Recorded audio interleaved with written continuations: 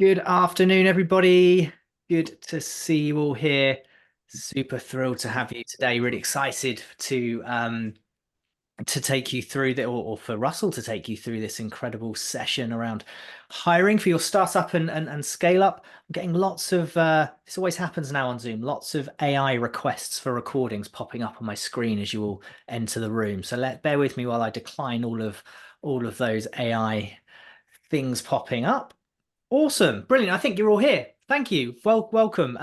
So look, couple of things. If for whatever reason mine or Russell's internet drops out throughout the session today, stick around. We will be back. We'll reboot our systems. Just stay in the room. Zoom will figure it all out, and the session will carry on at that point. Hopefully that won't happen. Fingers crossed for good internet connections today, but otherwise, just stick around and we'll all carry on with the session if that was to happen. If as many of you as possible can keep your videos on through today's session, it does make it feel so much more interactive for Russell as he goes through today's session. Actual people rather than sort of blank avatars is always nice, and be able to see your faces. And I'm also going to put all of your microphones on mute. Nothing personal, just to cut out any background noise, so we can all concentrate on the amazing content we've got coming up for us today. So look, let's jump straight into it. You're here to listen to Russell, not me. A very quick introduction to Robot Mascot before we do, just for those of you who are perhaps new to us, haven't been on an event with us before. So I'm James Church. I'm the author of a best-selling book called Investable Entrepreneur. I'm also the co-founder of a company called Robot Mascot. The founder, Nick, is with us today as well. Robot Mascot's an investment readiness agency. We basically specialize in convincing investors to back your business. We help you create the materials you need to make that happen. We work with startups and SMEs to raise those first few rounds of funding. We've supported more than 3,000 founders to date, raised capital with founders all over the world, whether that be the UK, Europe, Middle East, USA, Asia, Africa, Australia, literally all over the world. And when they apply our approach, they've become 40 times more likely to raise the investment that they're looking for. They've raised more than 220 million to date. And as a result of that, we've won global and national awards as well. So ultimately, what we're here to do is to inspire you to see great ideas and innovations flourish. And when we get we get really frustrated to see so many great ideas fail to raise the funding and have the impact that they want to have on the world, as a result of poor communication. And that's why we do what we do, and that's why we put on sessions like this. So if you want to learn more about what we do, feel free to join one of our fundraising strategy sessions. Every week I host a 90-minute session where I go in depth on a strategy for raising investment that achieves those results for our clients. So if you want to learn the ropes, you want to understand how to raise funding for your business, then join that session. I'll be sharing a link to that in the chat very, very shortly. So that's it. I'm now going to hand over to Nick, the founder, my business partner, founder of Robot Mascot, Nick Ruston, to introduce Russell, our talk for today. So Nick, over to you. Thanks so much, James. And yeah, thanks everyone for joining us today. Just a few words from me. I just really wanted to say that we're really fortunate at Robot Mascot that we get to work with so many inspiring founders that are taking leaps into the unknown. And I know there's a bunch of you there today that I've spoken to. I can see you there, Marlon. I can see you, David, Alan, Sean. Thanks for turning up. So look, and I know that taking those leaps into the unknown can be pretty bloody scary, pretty daunting, and sometimes it can be pretty lonely too. So that's why we like to bring you these sessions to support you and your journey, and to give you access to great people like Russell, people that can help you along the way with information, inspiration, and real life experiences. So I was really pleased when Russell agreed to join us on this session, as he's got loads of experience to share, experience around hiring the right people to build the foundation for future success. But also he'll help you on how you can attract top talent that's aligned with your business, vision, and values. So guys, I really hope you get a lot out of today's session, and please do feel free to be vocal and ask Russell loads and loads and loads of questions at the end. And now I'd like to introduce you to Russell White, the Director of Future Work. Good afternoon, everybody. I'm going to share my screen so you can see my presentation rather than my face, but you might be able to see that anyway. So let me just do that. Try it again. Try it again.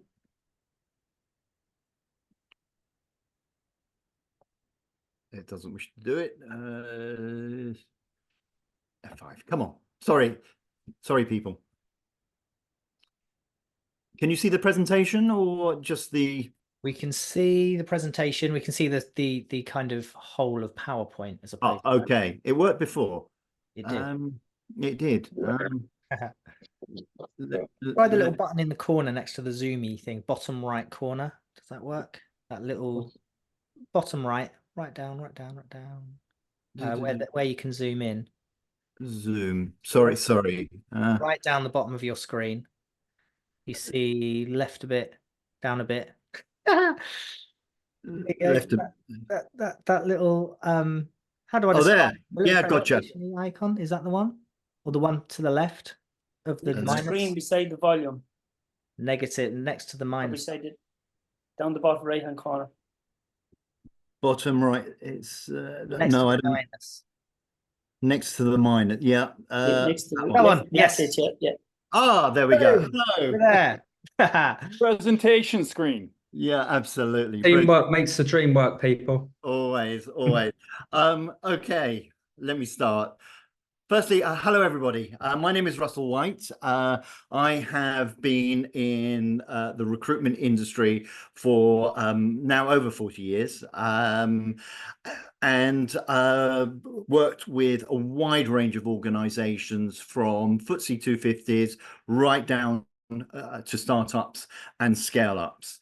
A little bit about us. I'm part of a boutique recruitment company called Future Work, and we specialize in a number of sectors, but also do generalist recruitment for scale-up businesses as well. And we predominantly recruit at the senior SLT, C-suite level, as well as senior management as well. We've worked across a number across all sectors, from telcos, consumer services, healthcare, social enterprises, and marketing agencies. We've also helped startups and scale-ups with fractional and interim people as well. And over the years, I have actually introduced individuals who have then gone on to start and build their own businesses, and then gone on and sold them as well. I've also had experience of client side, working on the client side as a talent acquisition specialist in a CRM agency. So you know the sector, know a little bit about recruitment. And the last project I worked on outside of my day job was I worked with an organization called the Better Hiring Institute that was advising the government on the use of artificial intelligence in hiring, and put together a number of recommendations which the government has now endorsed. So that's a little bit about me. So let's get on to the actual what we're actually talking about today. So I think we're going to be talking about the importance of hiring, why it's key for business growth and success, the differences in hiring for startups versus scale-ups. There is a difference, and I hope by the end of the session to have provided all the people who are here some strategies and best practices for effective hiring. That's what I'm hoping that you'll get out of today. So I think it's important to understand the differences. Startups are usually in the early stages of their development. You're very much focused on establishing a viable product or service, getting finance, property, sorting things out. So what does that mean from an employee perspective?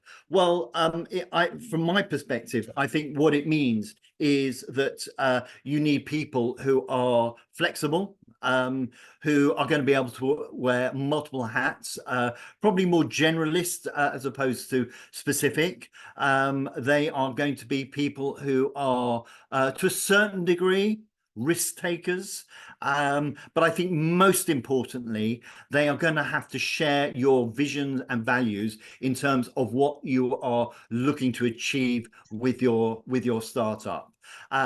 It's important to see to identify people who really buy in to what it is that you are looking to create. I also think that it's also worth noting that the sort of people to avoid. There are people out there, I've encountered them, who are interested in joining startups because of equity, because they think that it's going to make them rich. Generally, I would say those people are best avoided, simply because their commitment to your objectives and goals are not as great as those that would be.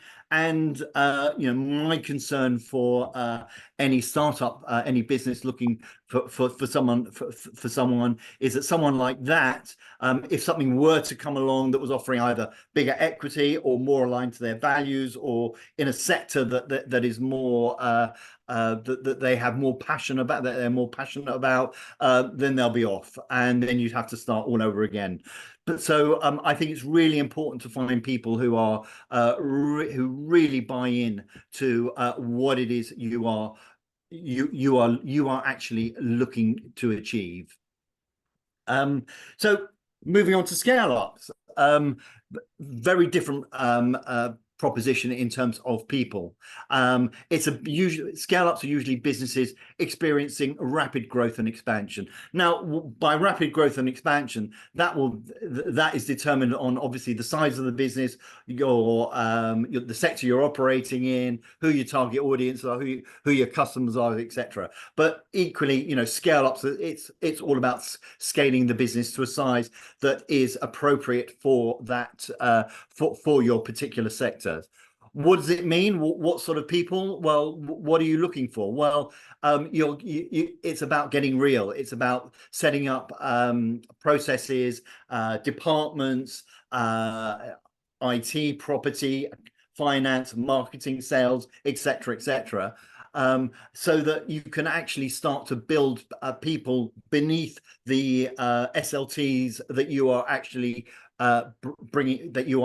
bringing in. So it presents scaling challenges. It's very much around, as I say, bringing in the right people. And I'll cover this in a little bit more depth, but understanding the looking for people, not for that particular moment, but for people who have the capabilities and skill set and leadership skills, who are going to be able to manage teams of people much larger than potentially what is on offer at the moment.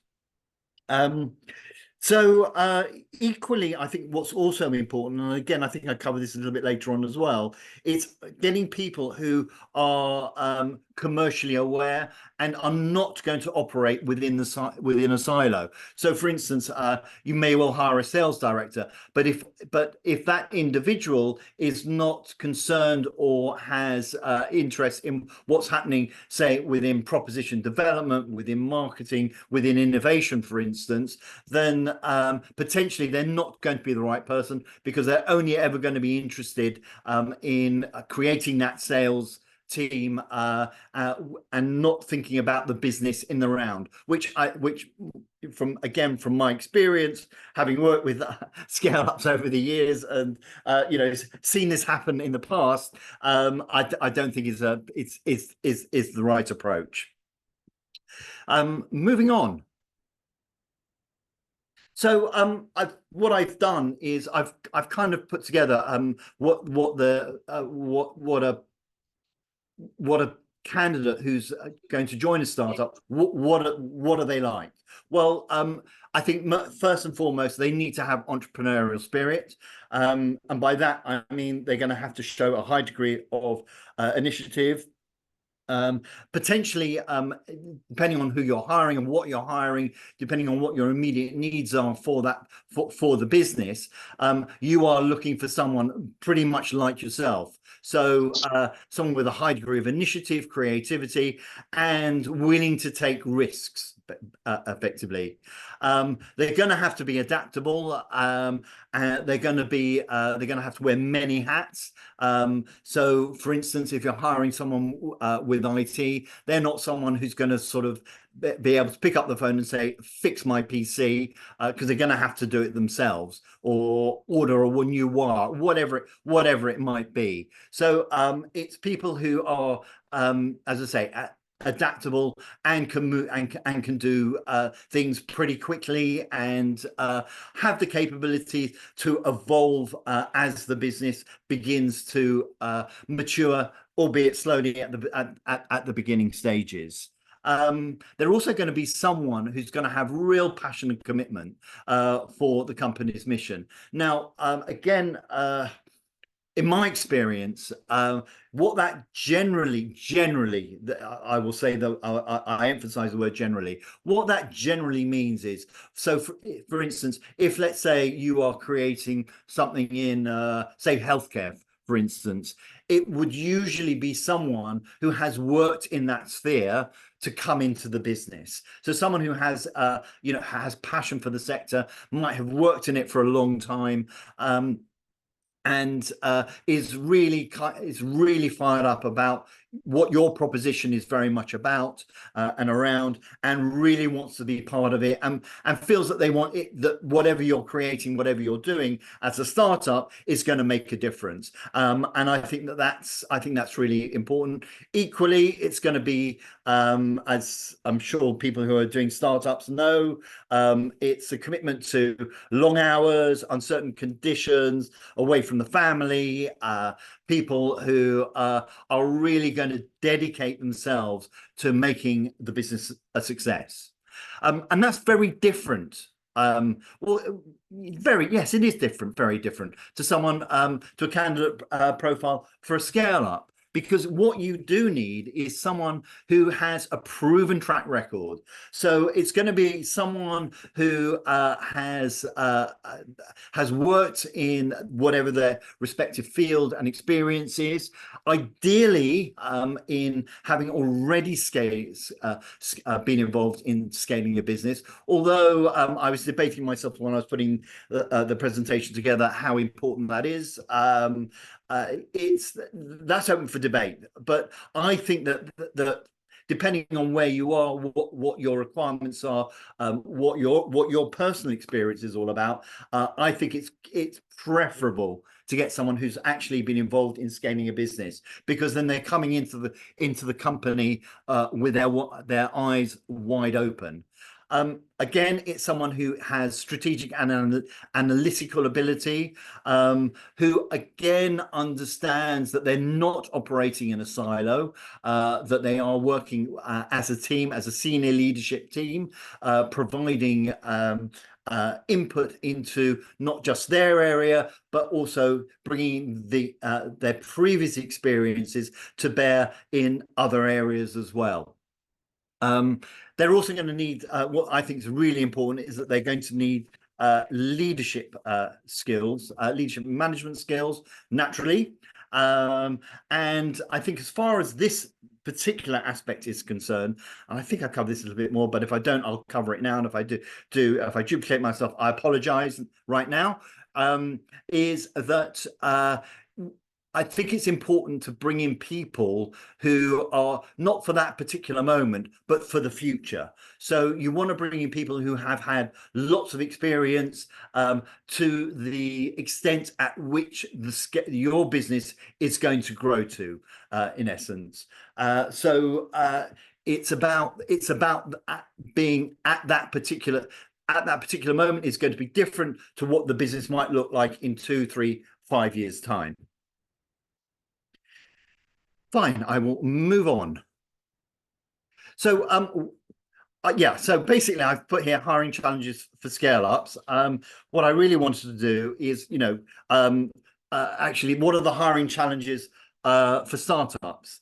So really what you're looking for are people who this is scale ups. I'm going to talk about startups. It's about people, as I said already, it's about people who have got entrepreneurial experience. It's very much about people who have flexibility, who can wear many hats. It's about finding generalists, and as I said earlier, it's very much around finding people who have share your values and also to your product and service. But equally, they're going to have to operate within limited budgets. There's obviously not very much money usually within a startup, so any hiring decisions are going to have to be cost effective. Your hiring process equally is going to have to be fast, and it's going to be less formal.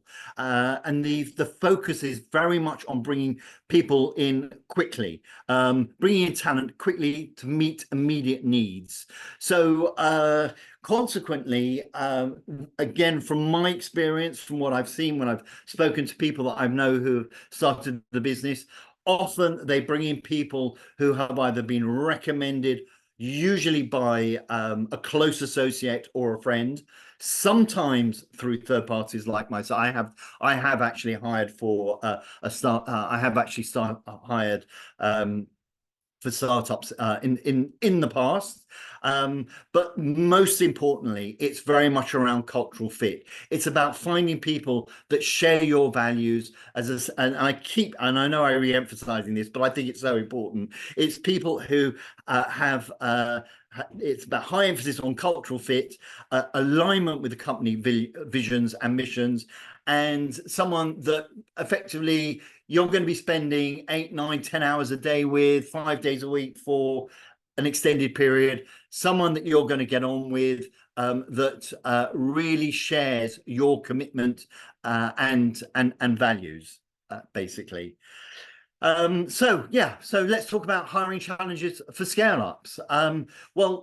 There's always going to be a scarcity of talent. Finding experienced professional to drive growth is going to be challenging. Then they are the people most in demand, and they are not just in demand with either your competitors or other businesses looking to grow, but equally they are the individuals that are very employable by larger enterprises, medium-sized enterprises, and they might be attracted to the Apples and the Googles and the Amazons of the world. That potentially will be your biggest challenge. Equally, you're looking to maintain the culture. You have set up a business, or your business is beginning to grow. You've created a culture. You want to maintain that. And I think it's so important that you emphasize that what are called EVPs, which are employee value propositions. That everyone knows what those are, and as I say, they refer to things like culture, to time in the business if you're a hybrid company, or you're a remote working business, or you insist on people working sort of for whatever it might be, sort of thing. But it could be it's a whole set of soft values around how the business operates and actually runs. It's important to onboard these people so that they get to know who their colleagues are. If you're hiring other SLTs, I generally recommend that before someone comes on board, I did this last week actually with the scale up, that their preferred candidate actually come in and meet with other members of the C-suite just to see not just for the business, but equally for the candidate as well, so that the candidate sees that the people that they are going to be working alongside share similar values.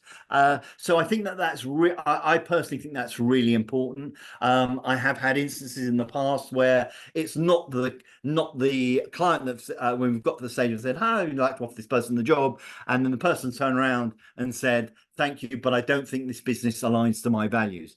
And whilst that is sad for me, at the same time, it's not sad, because I'm much happier for people to say thank you, but no thank you, before at that stage, rather than 6-12 months into the job, and they walk away, and then it has a massive impact on the business.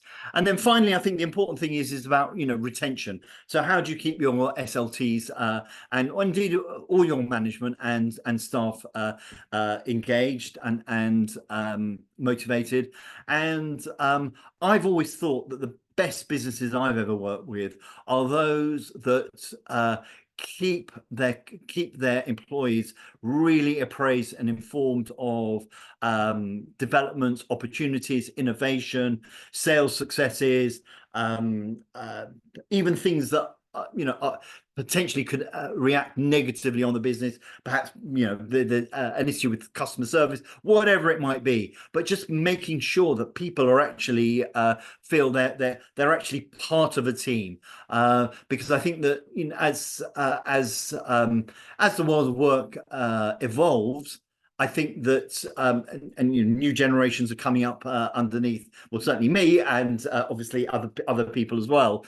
I think that whole essence in terms of teamwork and keeping the team motivated and being part of a business, I think that definitely helps to retain your staff. I think it's easier with scale ups and smaller enterprises, much harder with medium and large size enterprises, in my humble opinion. Moving on. So what are the strategies for hiring in scale ups? So I think that it's very important to understand that when you are scaling your business, you're not well known, and if someone is looking for a new opportunity, then you are competing with absolutely everybody who is looking for that particular type of role at exactly the same time.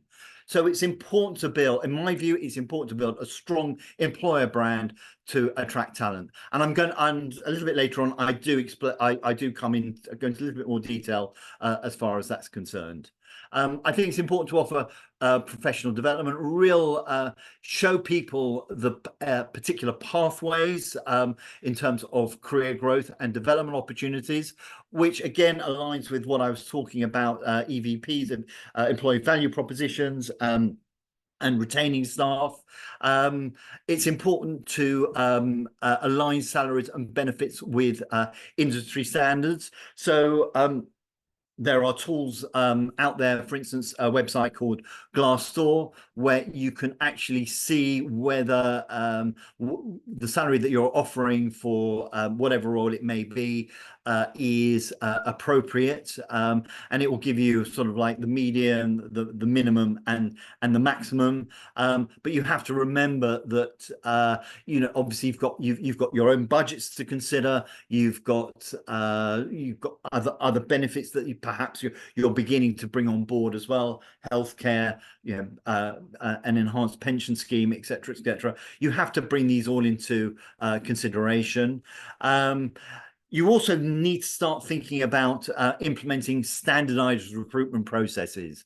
So, what is the process that you are actually thinking about as far as new staff is concerned, and it all has to be aligned in as to whatever opportunity you are recruiting for, simply because if you start changing it for different aspects, then it becomes hard for the people who are administering it. It becomes difficult for any third parties that you're using, from, for instance, recruitment agencies or recruitment consultancies, and also from an admin perspective, you might miss out on specific aspects of the hiring process. Finally, and this is a passionate area for myself, I think it's really important to have a diverse talent pool, and so again, focus on diversity and inclusion. So what that means is bringing in people who perhaps aren't familiar with your sector, and dare I say it, I'm going to say it anyway, don't look like you, because what they'll do is that they will bring in different experiences that will actually enhance your business to make it, I guess, more team focused, and more diverse, more interesting, and will again help to attract more people further down the line. Moving on. So what are the common, I've put here, what are the common hiring practices? So I think it's really important that you write clear job descriptions. You have to define roles and responsibilities clearly. Now, there are tools online, platforms, etc., that will help you actually write job descriptions. But my view is, and I've used them myself, is that they give you a guide rather than gospel. So you have to really think about what it is a role, what the role is going to cover. You know, what are the areas that are really important? What are the immediate excuse me, what are the immediate needs in terms of the business? And really write out, not just in terms of what the job description is, but also the candidate profile, what it is you're looking for, how many years experience, what experience you are expecting that person to have, what are the must-haves, what are the nice to haves. These are all the elements that need to be put into a job description, which then can be sent to a particular candidate or used as a template for advertising a role. And I think also it's important I personally think, not everyone agrees with me, but it's my personal view, is that you kind of put down the salary parameters, and you particularly put if you're advertising directly as opposed to using a recruiter like me, it's important, I think, to put in the salary parameters that you're looking to pay. Otherwise, if you're advertising directly, you're going to get hundreds of responses, and they're all going to be either too expensive or they're not going to be right for you. Cultural fit assessments. Well, again, there are a lot of tools. I'm sure you've all heard of you've probably done them yourselves. Psychometric tests, and there are so many different types out there. They will actually help and help guide you as to who the right person is. They are fallible, and I think sometimes sometimes I've seen businesses put too much credence on these, where perhaps people have scored a little bit lower than usual, but have done very well elsewhere, and those people have been rejected. And whereas, you know, in terms of their skill sets, what they've done, how they operate, etc., I've known that they do well, but you know, c'est la vie. Yeah, it happens. But these tests can be very very useful. Referrals programs, again, encourage employee referrals. So that's basically use your own staff. You use people that you know to say, hey, we're recruiting. Let's find those people. And there's nothing wrong in rewarding people. I know one particular business that pays their employees £500 every time that they introduce a potential employee, and that person stays for 12 months. And then it's all about continuous improvement, regularly updating your hiring practices, looking at based on the feedback, asking people how they felt it went, how did it compare with other processes that they were in at that particular time as well. That's always a very useful way of understanding how effective and how good your recruitment process is. Sourcing and attracting candidates. I'm painfully aware of time, so I'm sort of beginning to speed up here. So I think recruitment is very much around building awareness of the company. LinkedIn is your friend. You can pay for that, or you can do it for free, whereby you start building profiles, you start building followers of your business, you start generating content on LinkedIn. You might want to utilize a third-party social media company, B2B social media company that will sort of present your business in online media, relevant online media. It's one way of actually sort of building awareness of your brand, of your company. I've mentioned LinkedIn. In terms of advertising jobs, you can use LinkedIn. You can advertise on LinkedIn for free if you've got a company page or an individual page. There's something called Angel List, and there are plenty of other job boards are available as well. Recruitment agencies, well, this is probably my sweet spot. So if you build a relationship with a recruiter, and you work with them, or maybe more than one actually, they basically will begin to understand the nuances, the types of people that you're looking to hire, and really understand how you are looking to grow your business. So by using a recruiter who gets what I call gets under the skin of the company, really gets to know everyone from the founder, the CEO, downwards, they become almost like like your talent acquisition team, and will do a great job for you. And as I said earlier, employee value proposition, it's about developing that EVP to attract and retain talent. So basically that's me. That's it. Got to say thank you everyone for listening. Any questions? Awesome. Thanks so much, Russell. What an incredible amount of information. Really, really good. Really, really great. I hope everyone got as much out of it as I did.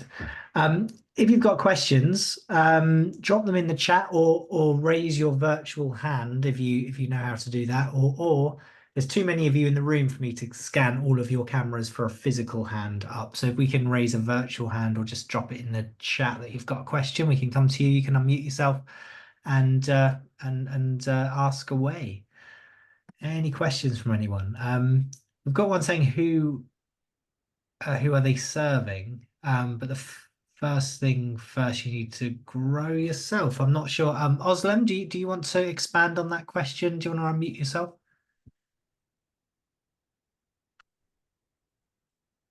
No, maybe not. Adrian, unmute yourself. Ask away. How are you doing?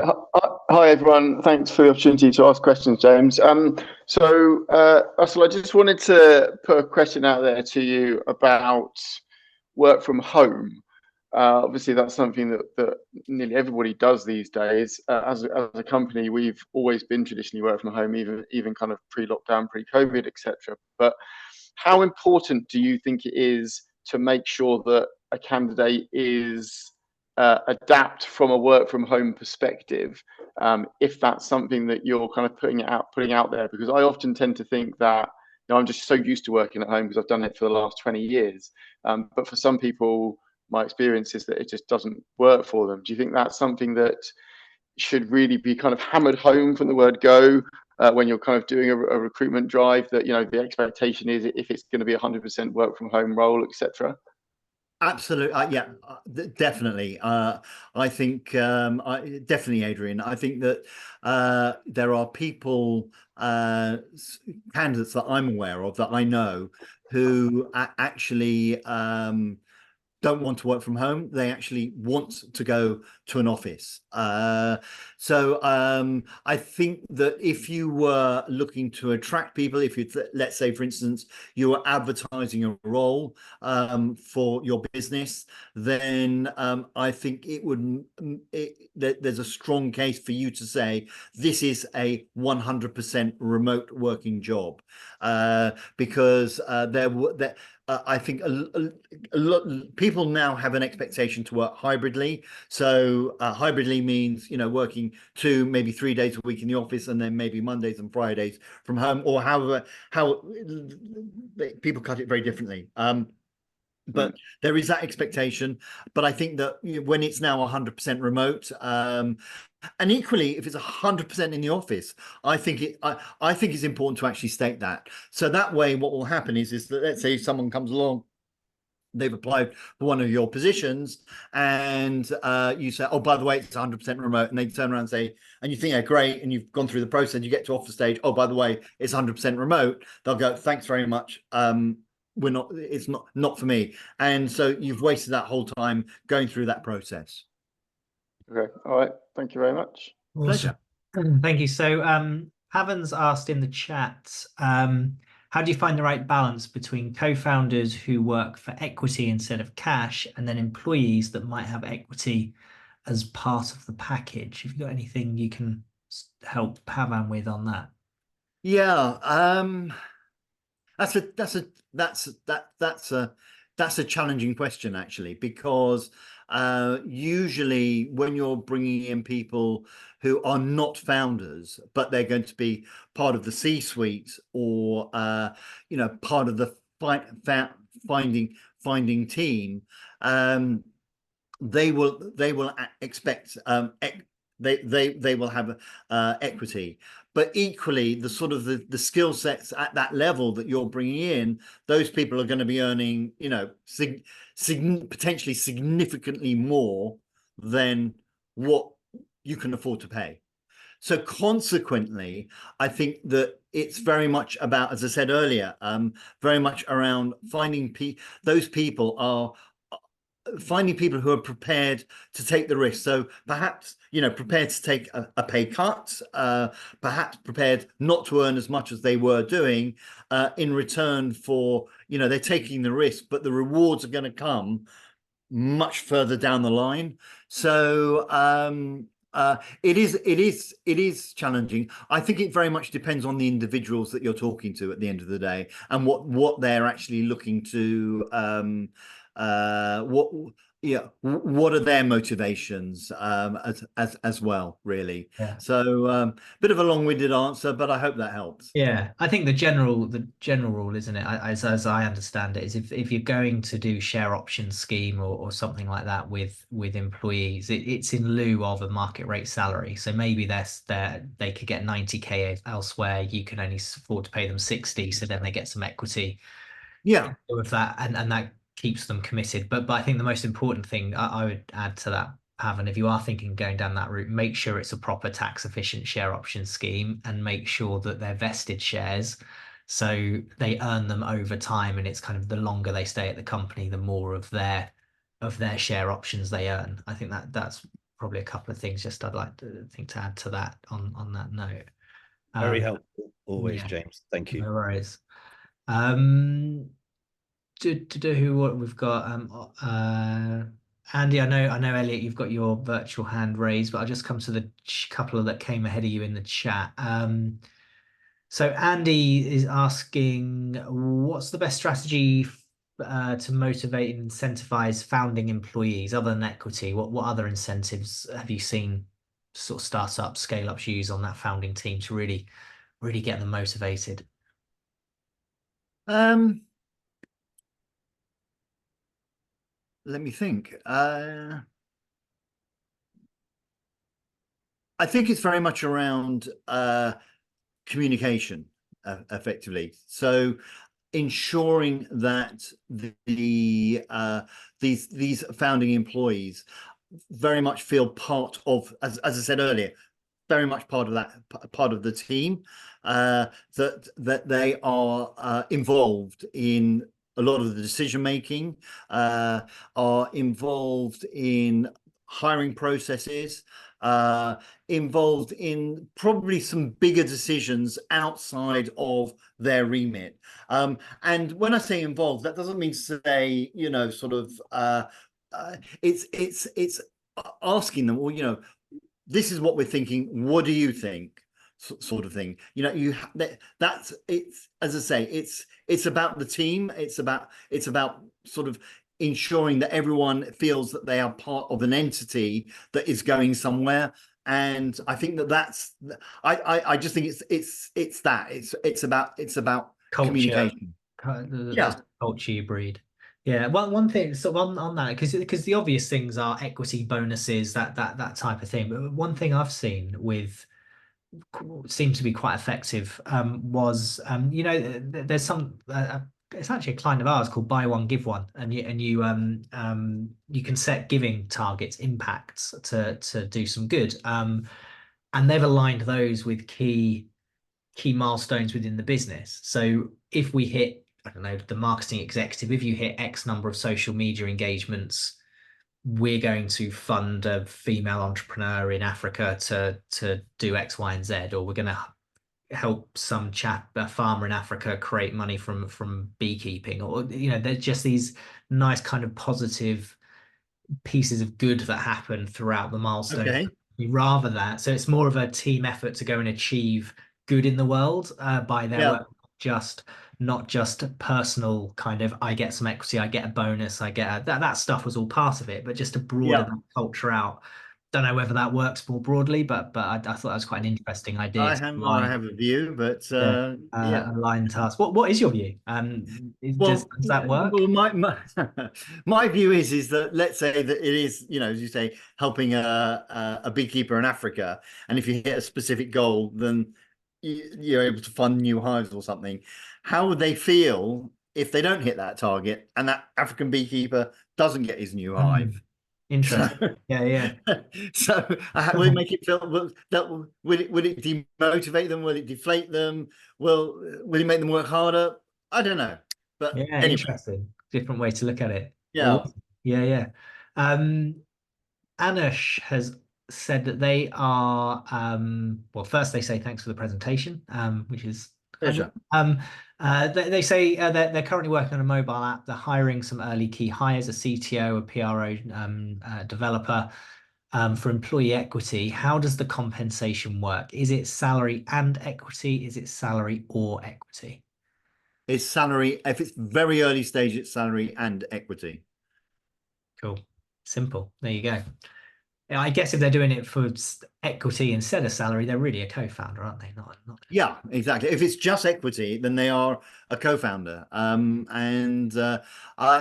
do wonder how successful those, where it's no salary, just equity, how successful some of these hires are, because people need money to live, basically, unless they've already got substantial funds behind them. It's challenging, but I think you have to pay a salary. But yeah, absolutely. Awesome. And coming to Elliot, did you want to fire away? Yeah, certainly. Yeah, no, appreciate it. Thanks, James, and thanks a lot, Russell, for your presentation. I was slightly late for the call, so apologies if I've missed any of something I'm going to ask, which should be quite embarrassing. But I'm really looking for someone to develop a product, but at the same time, I'd like for them to try and stick with the company. How would I or where would I look for that, or how would I go about sort of finding that individual, basically someone who's willing to be paid, take a bit of a punt. They could potentially lead to being a co-founder. They could potentially lead to being employed. They could, where would where can I sort of potentially look for someone like that? I think I think there's two stroke three areas. I think one is if you've got a sort of your own personal network, Elliot, ask your friends and see if they know anybody. Your second step is dare I say it, LinkedIn.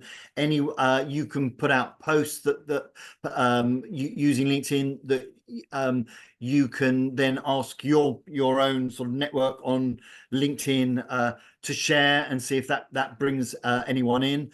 And then the third area is well, obviously there are recruiters. Basically, they will know people or could actually go out and do the work for you. Identify, see if they can take the brief and go and find someone for you like that. But obviously that's going to cost you money because if you're going to employ a third party, we work on a percentage of a base salary, as do all recruiters. So that would be your expensive option. But I think the first two places I would look are, your own personal network and then broadening into LinkedIn as well.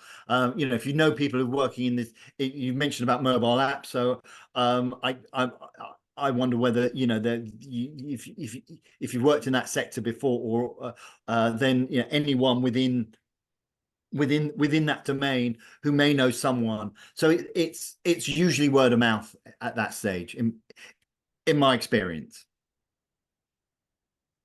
Awesome. Yeah, that's what I've seen Thanks as well. very much. Very much kind of word of mouth, who you know, who knows the right people in your network. Like I say, it's about the relationship with those early employees and or co-founders. It's got to be something a bit more fundamental than just how much am I getting paid, because you're in this for the long haul together. It's like a marriage, and it could easily end in divorce. So yeah, you've got jumping into a co-founder relationship should be taken pretty seriously, I think, and really get to know them well first. I've seen I think if I was to think about all of our clients and kind of where they've found their co-founders, I think there's probably two key themes. One, it's an old friend from school and or colleague from work, and you've kind of been bubbling away with this idea over a beer or over the water cooler at work, and then started to kind of work on it after work, and then they've kind of jumped into it and gone, right, now's our time.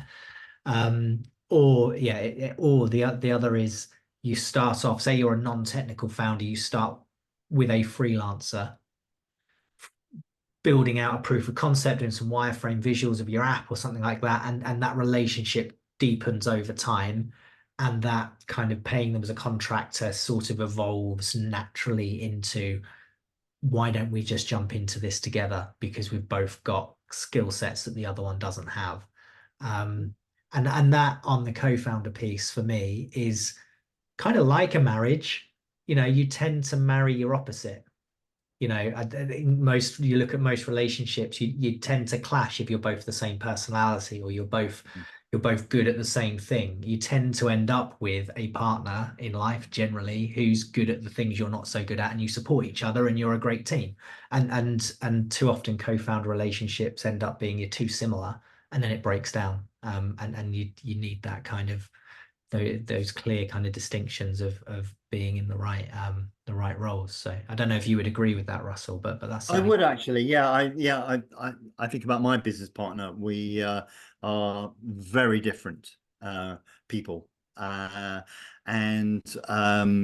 it is and we do sort of, I'm his yin I'm his yin to his yang, if that makes sense. And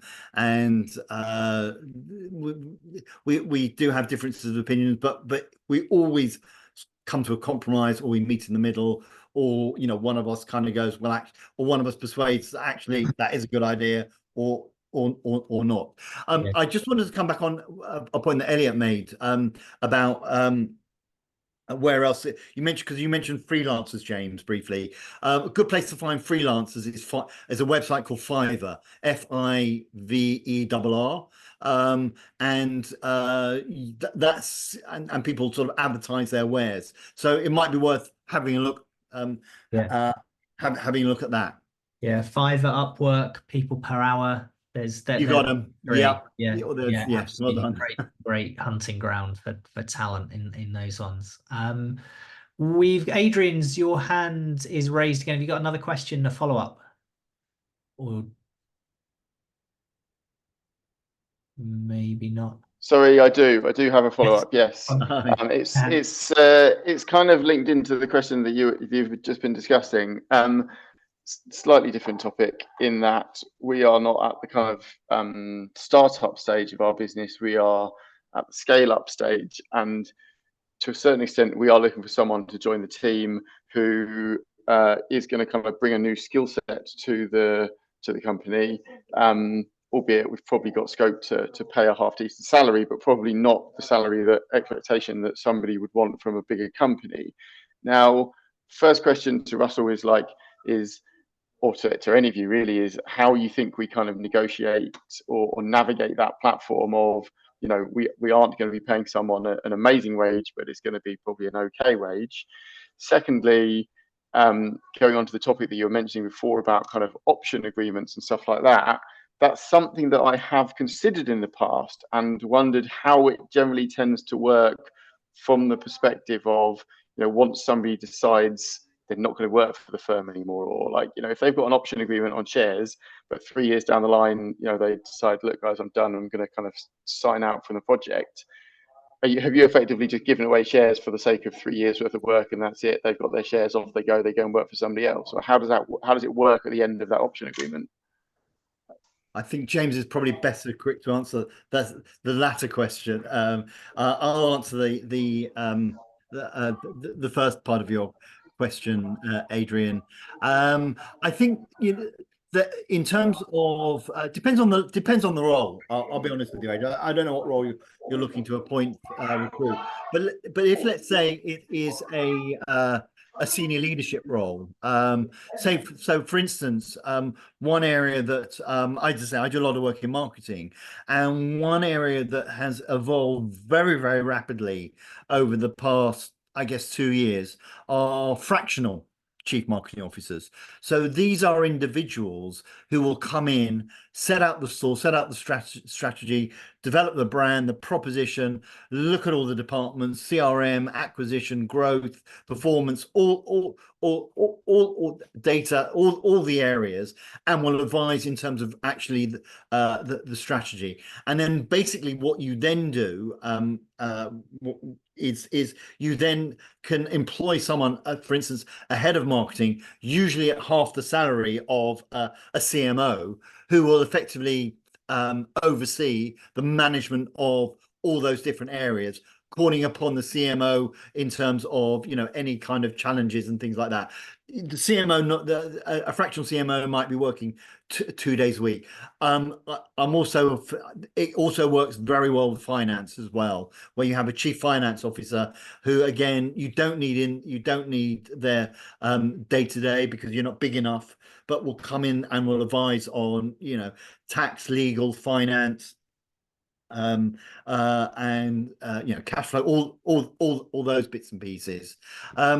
If, however, you know, you're looking to bring someone in, and you know, depending on what the role is, and you know that the market rate for that opportunity, for that type of role, is X, and you can only pay Y, then it's very much around selling that individual as to why they should be joining your company.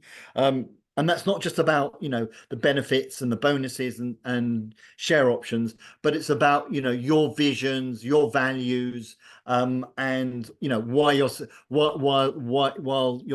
a great place to work. I'm sure, Adrian, that there will be people who are that that in terms of this particular role that you're looking to employ, who kind of think, I'm fed up of working in going into central London 5 days a week. I only want to work from remote. I live in, I don't know, Cambridgeshire or Hertfordshire, wherever it might be, and I want to work remotely. So that could be an attraction for you specifically. I'm going to pause the vesting thing, Adrian, just because Pavan's also asked something similar in the chat. So Pavan, would you mind just unmuting and just giving a bit of context to that question, because it might be the same answer? Yes, sure. So the question, just to reiterate for South as well, is what equity amounts or vesting plans are industry standard? If, for example, and this is actually what I'm maybe about to do, you're both sponsoring and paying a salary to the first co-founder. In this context, I found somebody that's potentially needing sponsorship because she's from India, but she's also my tutor on an AI course, a Google developer course that I'm on. And I just literally reached out and said, I need to build an Ocean's 12 team. She said she was interested, and now she's going to help me write the patterns and the algorithms. So now I need to work out if I'm actually paying her, then surely that means I don't give away 45, 50% of the company, as I would if somebody worked for free for a year. I've, been working on this almost for free. Yeah, you're either co-founders and taking yeah. a personal risk on this, or they're an employee of yours and you're paying them a salary, or you can't quite afford a market rate salary. Let's say they're to work for you full time. Really, it would be a 60K salary and you're paying them 45. Then you would give them share options. So yeah, and then that was making me think, sorry James, I interrupted, that was making me think, does that lead to vesting, like where they get so vesting comes in, and both Pavan and Adrian, I'd recommend you could go and look at and speak to Seed Legals about vesting schedules, and also there's a company called Vested, VESTD, so vested without the E at the end of the ED, and essentially it means that based on either time or certain milestones, their shares are unlocked. So let's just, to keep the math simple, let's say you've promised them 3% equity in lieu of a full market rate salary. You might turn around to them and say, basically, that 3% is reserved for you, and you earn 1% for every year's service you give. Now, in direct answer to your question, Adrian, if they decide to leave after those 3 years, they've earned their 3% in lieu of the salary that you didn't pay them, and they're free to go and get another job and retain their equity. It could be milestone based. It could be they're your salesperson, so they're targeted on certain growth metrics within the business, and they don't unlock that equity that you've given them until you've hit certain revenue milestones, or they've generated X amount of revenue through sales, or for a tech person, delivered a certain amount of the product, whatever it may be. Now, the thing is, let's say after 2 years, in year 3, this employee who's earning 1% a year for 3 years decides to leave. They go down as what's called a bad leaver, and they get nothing.